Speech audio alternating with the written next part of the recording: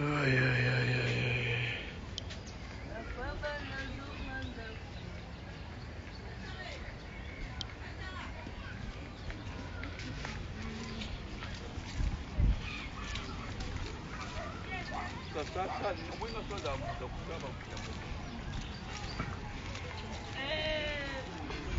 Voilà.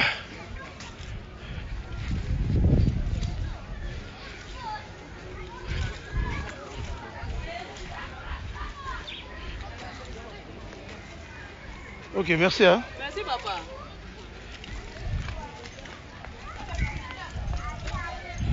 Ouh. Voilà. D'abord, Lucas, maman Chancel. Tu commis pas naïe. Hein? D'abord, Lucas, maman Chancel. Fallait tout. Qui ça, promesse de Pessagui. Et bon, des nouvelles. Donc, voilà. Je pense qu'il te commis. La musique, parce que du tout, la musique de fêter. Donc, musique, la musique, quand on va monter comme ça. Hein? Moi, je sais, d'écouter en ailleurs.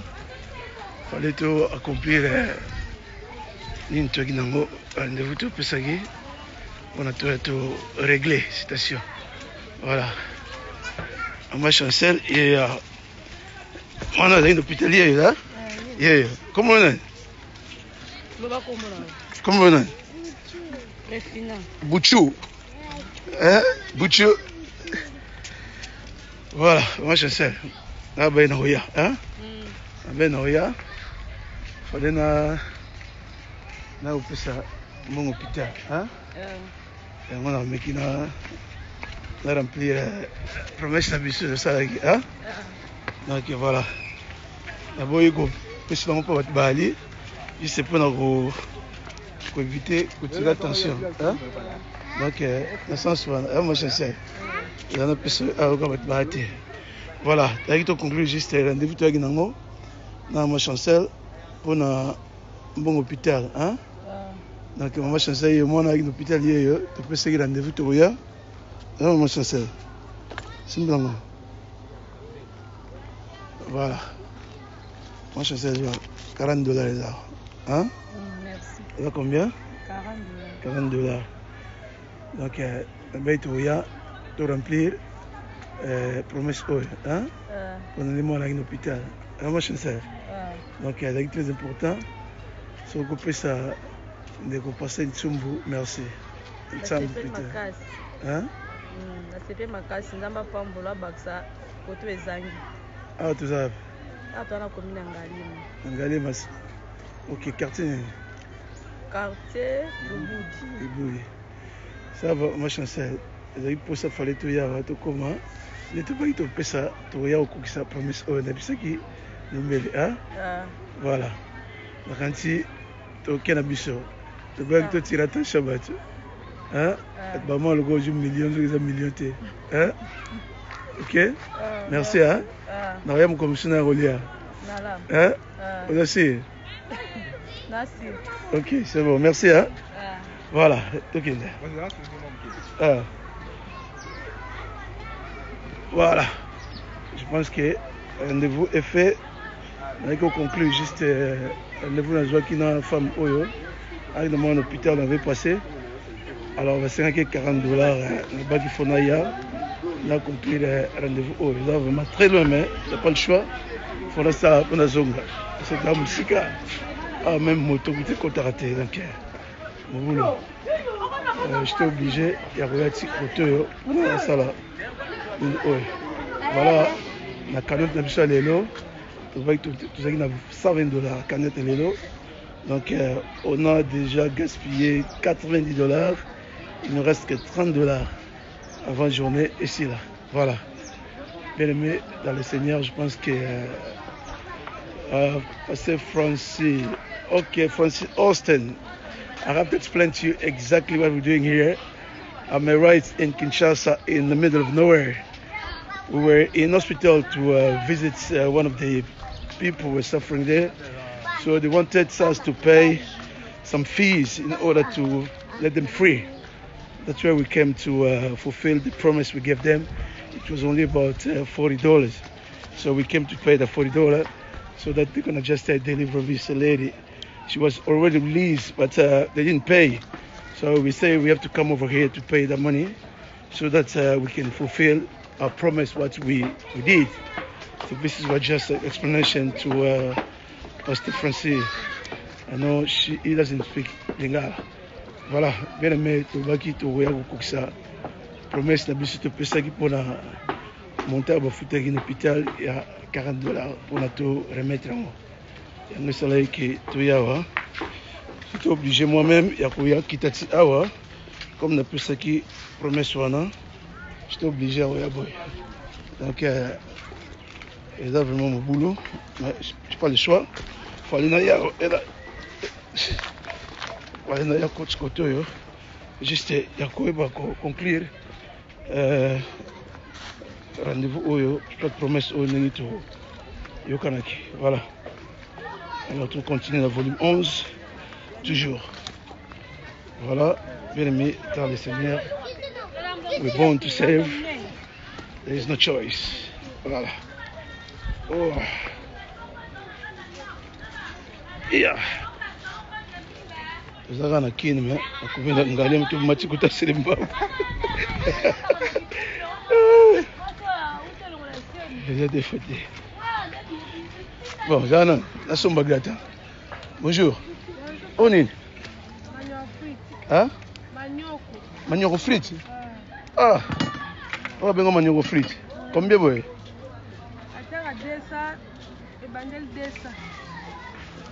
Est-ce qu'on a un tega bo tega ti erne? Kalate aussi ça. Est-ce que m'ke? Bon, ngai na pambola mais. Comment on est? Ah, maman Julie. O tega manioko frites. Wana bana. Combien bana? 4 bana. La manioko frites yango fo au lycée pe bana, hein?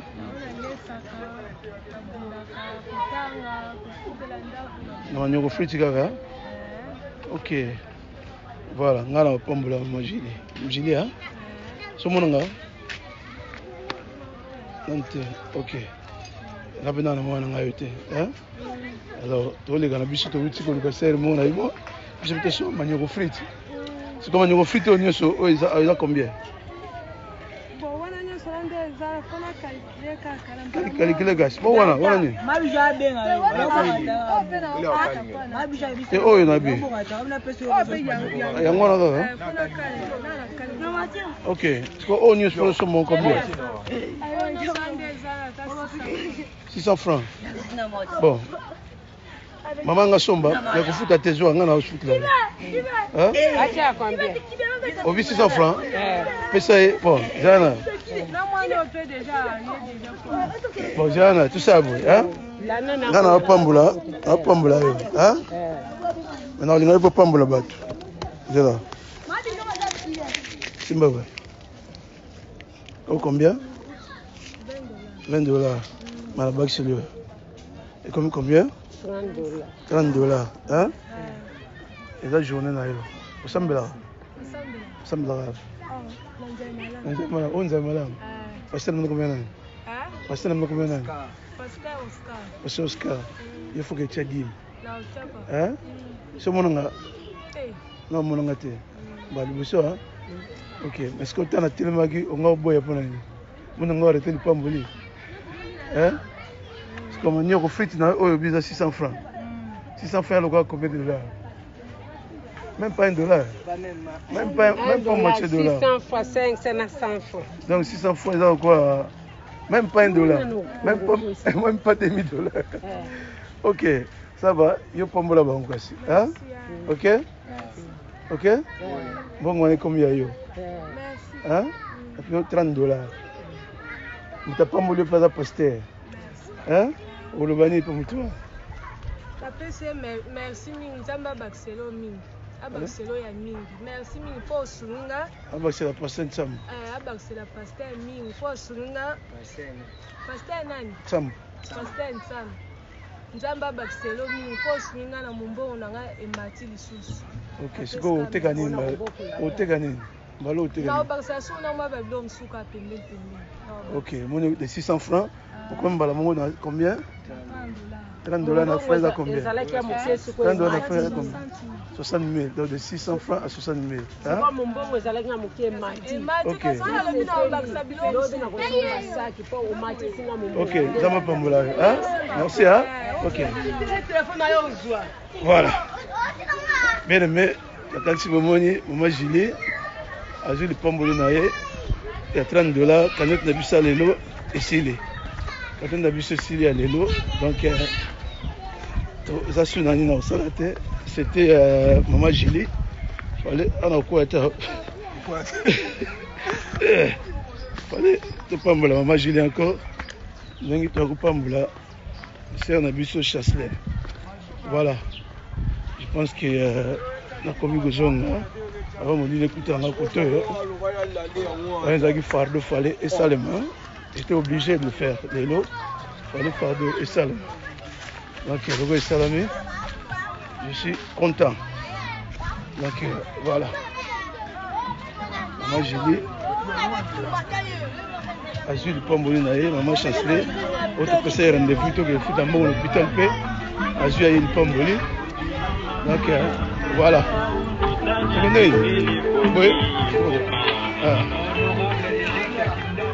Voilà.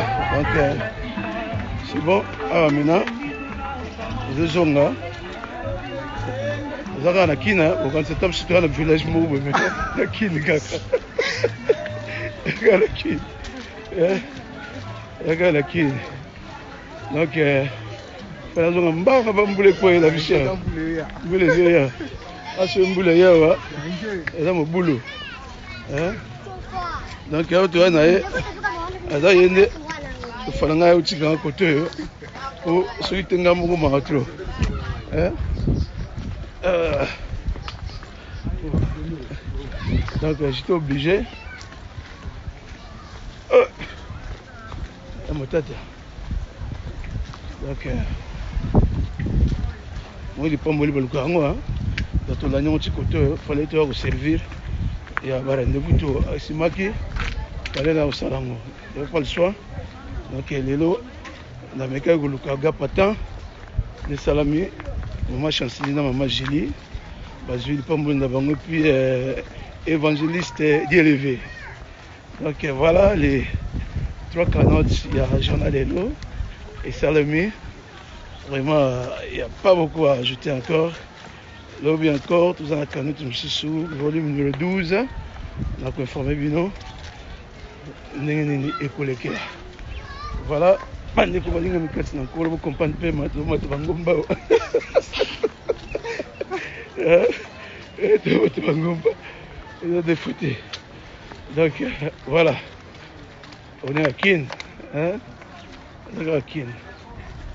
Vraiment, chose à terre, il n'y a pas le choix. Donc, j'étais obligé de le faire. Si on peut se rendez-vous, il faut concrétiser. Il y a bon temps, normal. Si on peut se rendez-vous, il faut concrétiser. Il y a un coma. Mais n'importe quel endroit, il y a un coma. Il y a un coma. Il fallait qu'il y ait un coma. Il y a remplir le mesco. Donc, si on a tenu un bien, non, il y a. On signé na yawa tout ça on a le cas on a commis na kalamu on a quatre na pont hein la quatre na pont il va pont péage ngo at base la son péage base la son péage a fait foot mbongo on va to quatre to foot sous un peu un foot sous la foot déjà score retour. Hein? Voilà. On a comme le péage. On a calama. On a péage à photo de cas. Tout est outil. On a le cas. Bandeko va être destiné à le Pambola Lelo dans le volume 11. Et voilà. Donc il n'y a pas le choix. Voilà. Maintenant, on a 4. On a 4 sangai. C'est au foutage. Appel. Ordinateur. Merci. Hein? Voilà. atambola kola fulu. Donc atambola kola fulu. Oh, nzela na atambola. Un choix donc un masque. Il n'y a pas le choix, c'est ça mauvais mais il n'y a pas le choix. Donc voilà. Donc il y a un Luka, on a un voilà. Toujours la pointe. Là tu fais. Tu vas la rater. Voilà.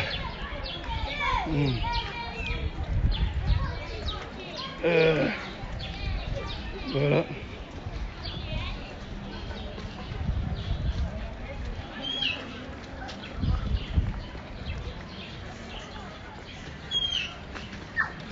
Oh.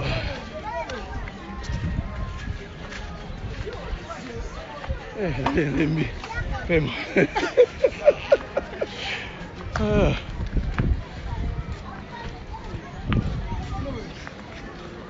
Tera sudah kamu ni dah. Tera saya kamu ni tu dah dah.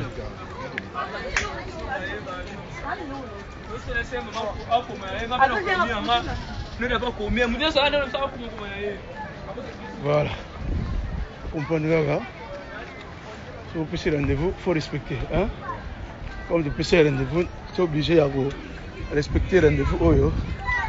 Pour avoir un petit kangamoko. On a été la pêche à mouton et comité. Hein? Tu as vu ça? La pêche n'est pas capacité. On a bien un fond à comme dans un rendez-vous. Ça va foutre un bon moment pour l'hôpital. On a été hein? Donc voilà, c'est Tsumbu. Nsambu, Nzambe, Apombola. Vraiment c'est très ok. À ce moment, maman a teka nini manioko nini? Manioko frite. La première fois na yo Congo, tu fais manioko comme nzoka. Hein? Manioko frite comme appel. Et pas teka manioko frite comme. Hein?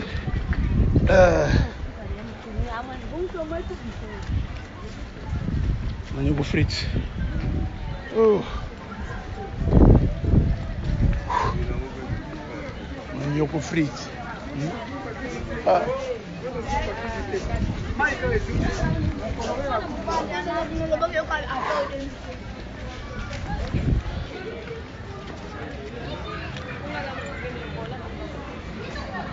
Manioko frite. Voilà. Donc est-ce que pas muito petit galaki? Pas carmo écoute agité. Oh.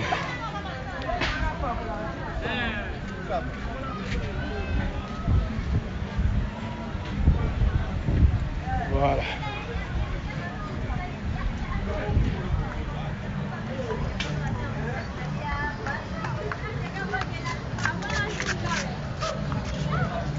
S'il vous plaît. Ok. Avance.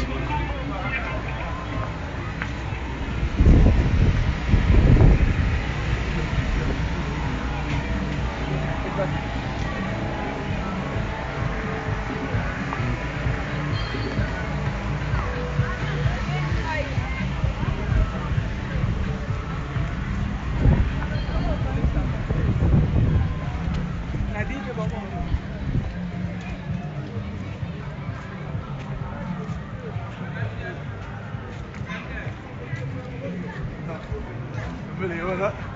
Je peux payer manioko frite. Yeah. Yeah.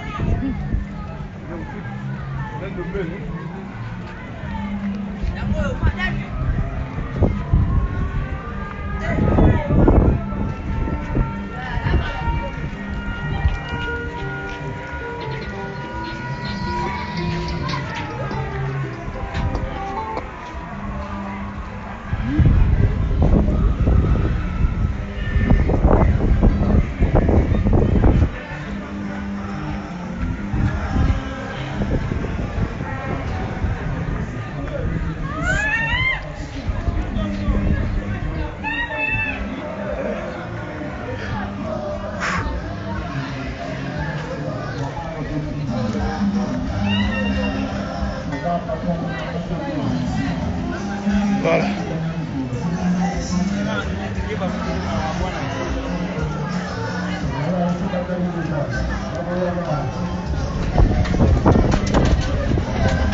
Voilà. autres ici, volume 11. Canotte, c'est à $120. Hein? Voilà. C'est bon.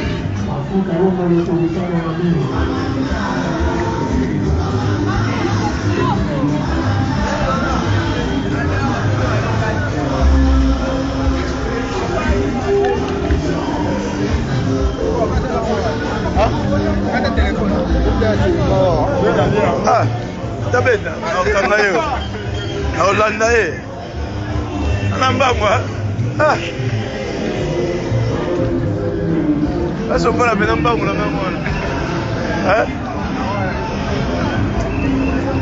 Avana na kilote na ketchup. Ah. Hein? Ah, kilote na ketchup. Anombe.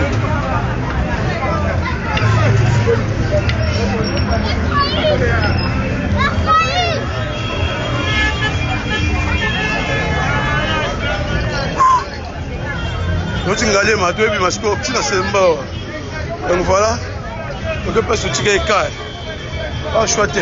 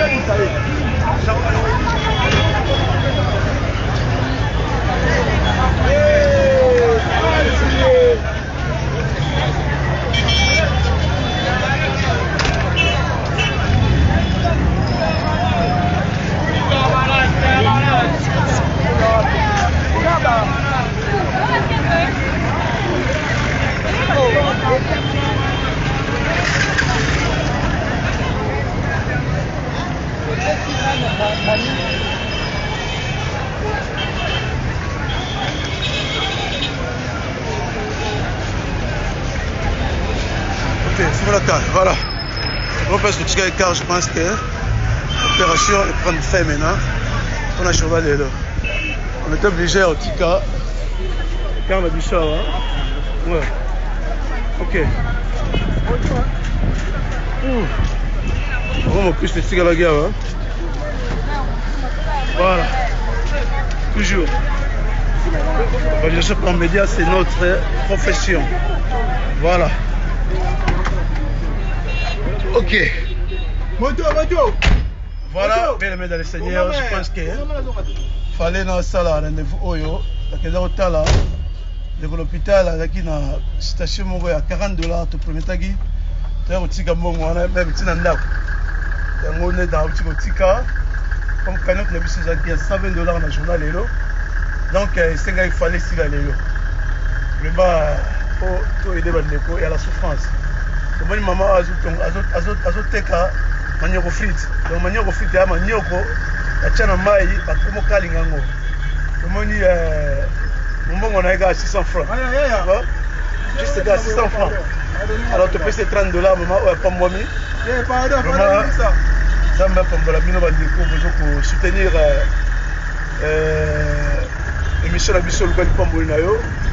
Donc voilà avuti ko lukambo oyo. Je pense que c'était pas facile comme la personne qui a dit qu'on a dit non,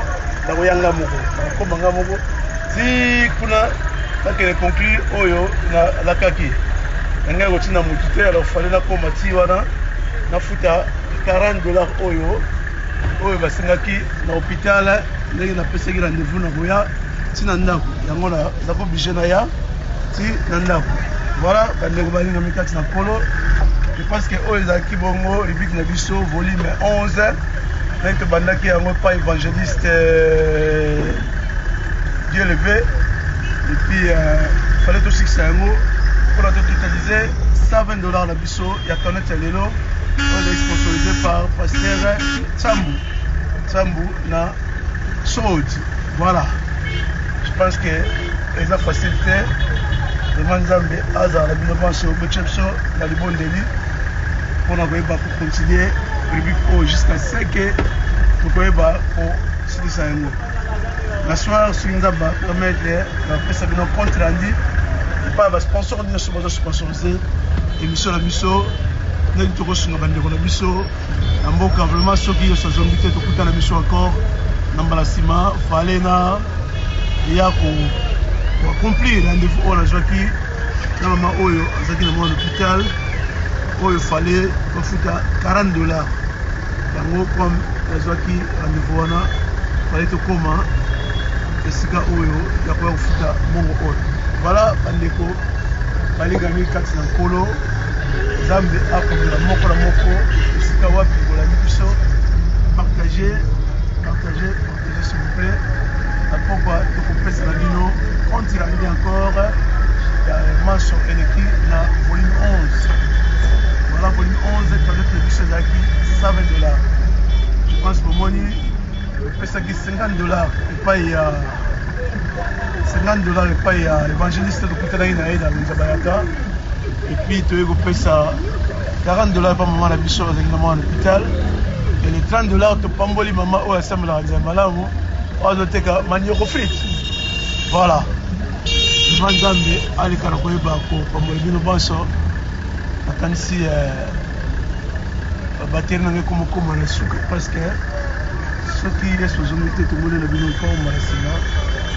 Vraiment, c'est très important. Il y a vraiment la souffrance. Il y a la souffrance vraiment. C'est 600 francs. $1 est égal à 2000 francs. Pour mettre la Chine, 600 francs maintenant, ils en ont combien? Manière au fruit, dans notre cas, ils ont 600 francs. Mais tu peux pas jouer au somba. Tu peux pas jouer au somba. Alors, pour les plus mal touchés, les restes c'est $30 par mois oyo. On a eu à Pambom. Voilà, na monana bato qui tukana jamais na bango. Les anengi volume au centre azoko conduire pour na sala oyo manso. Ma mingi on vient de Tikanzambe à problème de manso oyo. Je soutenir ma œuvre oyo. Je pense que le bas qui tango tchemo sonayo et comme avant la destination biso tolongolaka ata $1 te po ekoma parce que ezalaki budget oyo nzambe akisaki kati na nga pendant biso ya vacances yango moni bato bazali toujours kocontribue katikati na rubrique oyo luka lipamboli na yo eza très très important. Alors oyo ezalaki lipamboli ya papa na biso paster Tsambo oyo aza na Dublin na Sode. Normalement, il fallait venir vendre des Kalemele, mais comme pour la situation qui est là, ils ont obligé de rendez-vous où il fallait pas foutre un mot au l'hôpital, dans une adresse, et puis, on a passé au Pambola qui, c'était pour avoir compris tout. Voilà, on a dit que c'est un colo, on a pris pour le bain, on a dit que c'est vraiment mon ancien, on a dit que moulay, moi, paiement. On peut me trop, il n'y a pas le choix. Donc voilà. Ah ouais, nous sommes le biseau. Pour la lobby, nous avons la volume 12. Volume 12, ils ont la canette à combien encore? Volume 12, ils ont la canette, il y a $65. Voilà. Demain, c'est $65. Oh, ils ont les bongos sponsorisés par la sœur Pamela. La sœur Pamela, oh, ils ont payé un Dublin. La volume 12. Voilà, toujours continuer. Le volume de biso 9, je crois. Quand notre biso est à 50, mais tout ça, on 150 tellement.